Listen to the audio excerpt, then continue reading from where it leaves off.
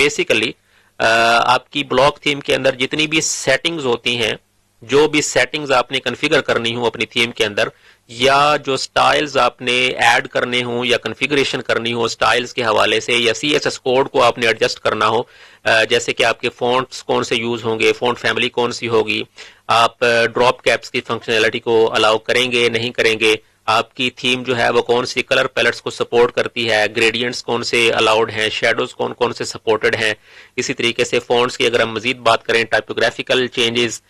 جیسے کہ line height, font size, font weight, اسی طریقے سے آپ کی پیڈنگز اور مارجنز، اور پھر اس کے علاوہ کسٹم جو سی ایس ایس کی پراپرٹیز ہوتی ہیں وہ، اور پھر آپ کے جو کسٹم ٹیمپلیٹس اور ٹیمپلیٹ کے پارٹس، ان ساری چیزوں کو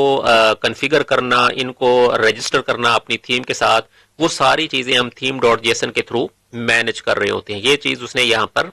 مینشن کی ہے.